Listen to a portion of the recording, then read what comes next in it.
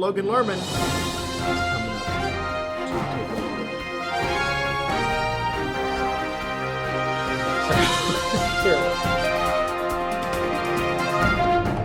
You better watch out, Nazi. We're coming for you. Again! This is the 1 minute review of another World War II war movie. This one is called Fury. Currently in theaters. Written and directed by David Ayer, who also wrote Training Day, which was awesome. And wrote and directed End of Watch, which was pretty good. This one stars Brad Pitt, Shia LaBeouf.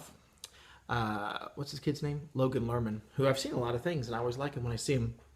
So, Hollywood actually doesn't make a lot of old-fashioned war movies anymore because they're old-fashioned. There's a certain formula to war movies, and this movie definitely follows that formula. You can, from the very beginning, when everything was introduced, I plotted out what was going to happen. But sometimes the formula really, really works. And in this case, it really, really does. Fury is the best war movie I've seen. And I cannot honestly remember a better war movie that I've seen in a long, long time. Honestly, I can't remember one. So there's things about Fury, like End of Watch and everything else that Robert Ayer has written, that don't entirely work. There are things that I wish he wouldn't do. You know, like I wish we didn't have a translation of what the Germans were saying in a tank when you can't see them. I don't even know why we can hear them from their tank when there's bombs going off. I don't understand. There's certain things I just don't understand why they're necessary. But there's certain things about this war movie that are definitely old-fashioned. Besides the fact that it's set up in this formulaic, but I'm using the word in the very best sense way. It also is very true to period. Like, there's a black guy in this movie, and he's kind of off on the side. Because why? Because white people didn't want to fight with black people. There are as many women in this movie doing as much in this movie as you would think would happen on the front lines of World War II at the very end. Okay, so here's why this movie is awesome. Two things. One, this guy knows how to make a scene happen. This director, Robert Ayer, can make a scene work.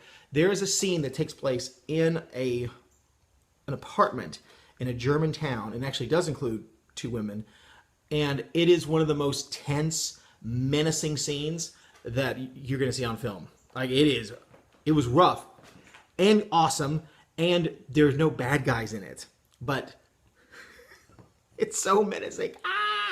And then it ends up going in a really, in a sense, expected and also unexpected way. But the great thing about this movie, to me, was this question. Towards the very beginning, the new guy who represents us comes into this team of guys who've been together fighting in a tank for years. And one of them asks the question. He says, "Are you saved?" And the new guy's response, "I was baptized." He goes, and another person says, "That's not what he asked you." And the question, "Are you saved?" hangs over this entire movie. And people are getting saved and not saved left and right. And the question always is, why? Why them? Is it because they're specifically good? Is it because God's on their side? Is it because God's not on their side? Why doesn't he save the Nazis? The Nazis, by the way, who you almost never see their faces. I mean, it's so war movie. It's awesome.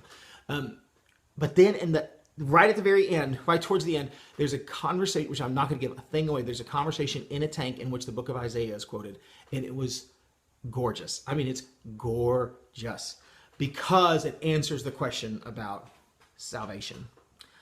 It addresses that question. And it basically says, without giving anything away, nihilism doesn't work. And neither does this idea that, we just happen to be like lucky, or that God is actively intervening. There's something else going on here that is kind of more powerful than all those questions and answers. So the movie Fury is violent. It's very violent. It's got, some bad language, and it's got some, really scary moments because it's set in, war. Those things being said, I loved Fury. I loved it. And I loved what it had to say about the universe and life and brotherhood. It was really good.